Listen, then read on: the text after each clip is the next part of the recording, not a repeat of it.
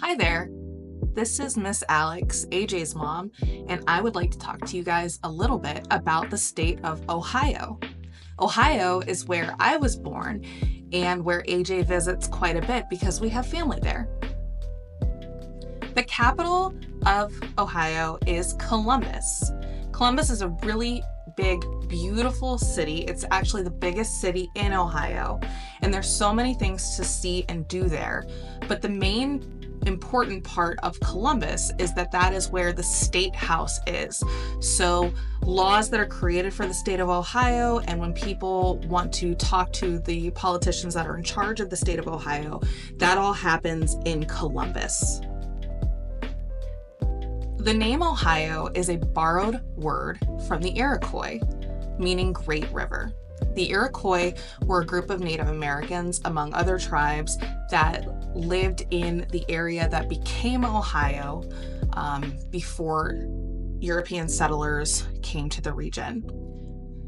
Part of the reason that it's called Great River is because there are many large rivers running through Ohio.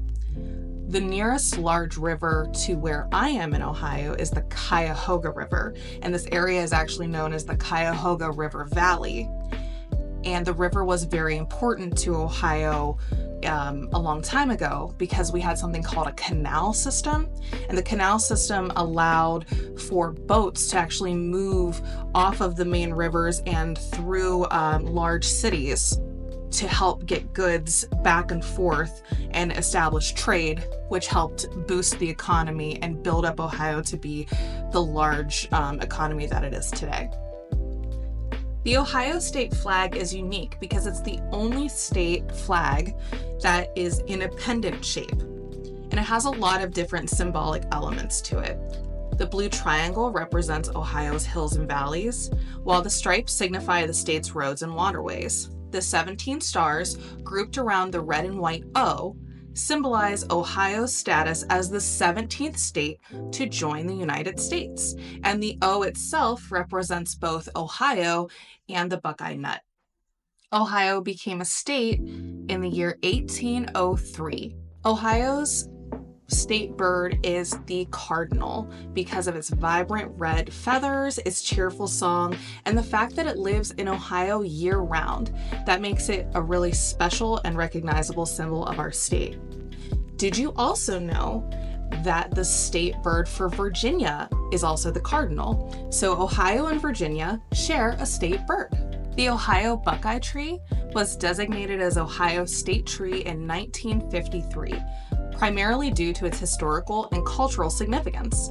The tree's nuts, which resemble a deer's eye, led to the name Buckeye and the name for Ohioans. The Buckeye tree and its nuts have been symbols of Ohio since the early days of settlement and became strongly associated with the state during the 1840 presidential campaign. The Ohio State University's football team are the Buckeyes, and also a really popular food, dessert that you guys might have had called a Buckeye. It's like a peanut butter ball rolled in chocolate. Those look like the Buckeye nuts from the Buckeye tree. Ohio's state flower is the carnation. It was chosen to honor President William McKinley, who was born in Ohio, because he was assassinated in 1901, and he was known for wearing red carnations on his lapel. Some fun facts about Ohio is that Cleveland, which is a city in Ohio, was the very first city to be lighted electrically in 1879, and it was also the first city to have a street light and a traffic light, I believe. Akron, Ohio is the rubber capital of the world, and lots of businesses like Goodyear Tire operate from Akron, and rubber is a big part of the economy there. And so there's lots of factories and companies based out of Akron that make rubber products. Ohio is also known as the birthplace of presidents because 7 presidents were born in Ohio. And we have lots of museums and landmarks here where presidents were born and also where they may have been laid to rest, like the McKinley Memorial. Some cool landmarks in Ohio that you may have heard of or even visited include the Rock and Roll Hall of Fame, which is in Cleveland, Ohio. and there's an induction ceremony every couple of years to add new artists and bands into the Rock and Roll Hall of Fame. It's a really cool place to visit if you like rock and roll music, and they talk about the history of rock and roll from the beginning to music that we're listening to today. There's also the Cincinnati Zoo, which is one of the best zoos in the entire country and a lot of fun to visit. There's the Cuyahoga Valley National Park, which is the only national park that we have in Ohio, but Cuyahoga Valley National Park is enormous. It actually touches Cleveland, Akron, and some other surrounding areas. And you can take a railroad, you can take a train on the railroad through there.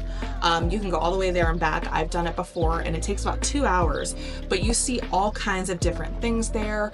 There are huge, there's big fields, huge forests, waterfalls. There's also some rock formations that are really fun to go through. So that's a lot of fun to visit, and it's free all the time. So we're very lucky here that we have a national park we can visit for free. And there's also the Pro Football Hall of Fame in Canton, Ohio. And that is a lot of fun to visit too if you're really into sports and football especially. And they're also adding new people to that Hall of Fame every so often. So whenever you guys decide to come visit, these might be some places you'd like to check out. I wanted to just talk a little bit more about Cleveland. And the reason I would like to talk a little bit more about Cleveland is I used to live there. So before I became AJ's mom and moved to Lynchburg, I lived in Cleveland and in the area around Cleveland. And so whenever we come back to visit Ohio, we try to make it to Cleveland at least once on the trip. One of our favorite things to do when we visit Cleveland is to visit the West Side Market. The West Side Market is one of the oldest, kind of like a farmer's market, freestanding market that exists in the country. Every stand has really unique food. So there's food from all over the world. There's bakeries, there's butchers, there's people making different cuisines. And AJ got to visit there just a few weeks ago and tried some food from France and Ireland and Nepal, and we had a really great time. There's also the Rock and Roll Hall of Fame, which you can see in this picture. We're standing in front of a Cleveland script sign. There's a few of these all over the city, so you can take pretty pictures with the skyline behind you. And the weird angled building in the corner is actually the Rock and Roll Hall of Fame. It's a really interesting building architecturally. There's also the Great Lakes Science Center, which has a lot of different exhibits about science and chemistry and physics. You can also see experiments done in real time. AJ got to participate in a water experiment, which was really fun. And there's also a really big boat that docks there, and you can actually pay to visit the boat and see like inside of a large ship like that. So that's a lot of fun. And another great part of Cleveland is Public Square, and on Public Square is the arcade.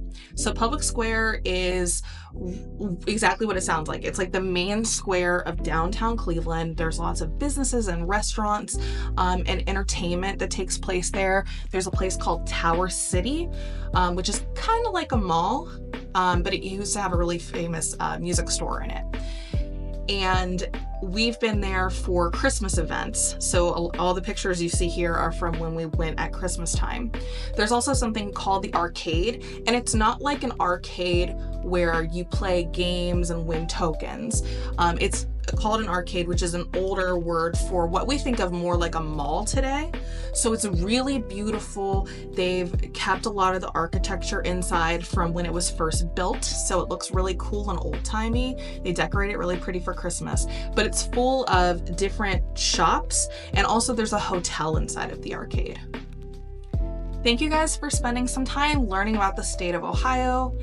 And if you have any questions about what it's like to live there or spend time there or visit there, you can actually just ask AJ about it. She's been to Ohio pretty much back and forth her whole life, and she's what I would consider an Ohio expert.